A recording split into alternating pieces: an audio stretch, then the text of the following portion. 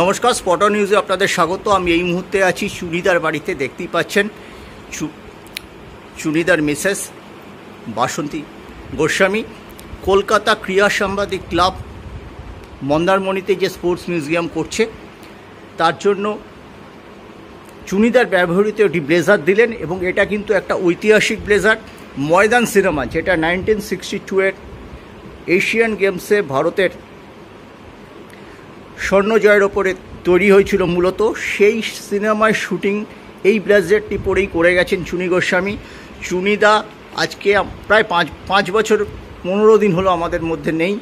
30শে April 2020 সালে মারা গেছেন। কিন্তু এই আমাদের অনুরোধে বাসন্তী বৌদি এগিয়ে এসেছেন এবং এটা কলকাতা ক্রীড়া সাংবাদিকদের হাতে তুলে দিয়েছেন। এবং এখানে রয়েছেন মানিকদাও, রয়েছেন আমাদের ক্লাবের প্রাক্তন সভাপতি এবং সচিব, এখনও কর্মসমিতির সদস্য। 80 বছর বয়স পেরিয়ে গেলেও তিনিও ছুটে এসেছেন এটি নেওয়ার জন্য।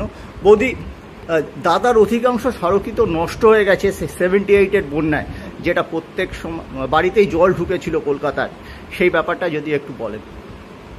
78-এ আমরা একতলায় থাকতাম, তারপরে শেষ রাত্রে নিঃশব্দে জলটা ঢুকেছিল, আমরা টেরও পাইনি।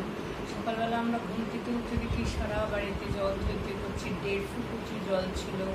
সেটা তো খুবই বেগ, কারণ পাম্পটা কাজ করছিল, সামনে লেক ছিল, ওভারফ্লো হয়ে গিয়েছিল। ওভারফ্লো লেক থেকে ওভারফ্লো হয়েছিল, এখানের পাম্পটা সারা রাত কাজ করেনি, যার জন্য আমাদের নিচে অনেকটা উঁচু, কিন্তু তাও 1.5 ফুট জল ভেতরে ঢুকে গিয়েছিল।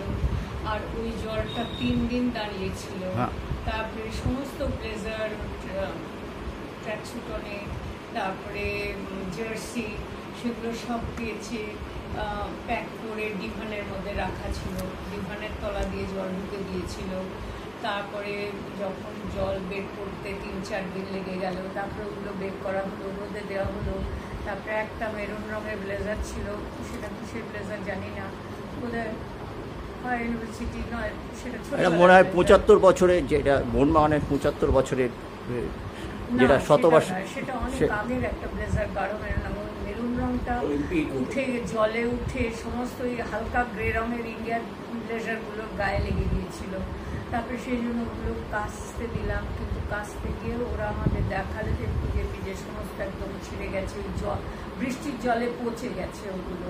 সুতরাং ওরা আমাদের আর ফেরত দিতে পারলো না, বললো যে দেখুন সমস্ত এরমভাবে ছিঁড়ে গেছে কাচতে গিয়ে, কীভাবে। তখন সেগুলো আমরা বৌদি 5 বছর হলো, কতটা মিস করেন দাদাকে?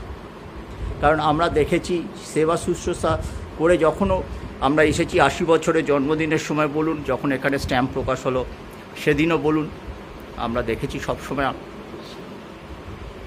রোজ সকালে মনে হয় আবার একটা দুধ ছিল।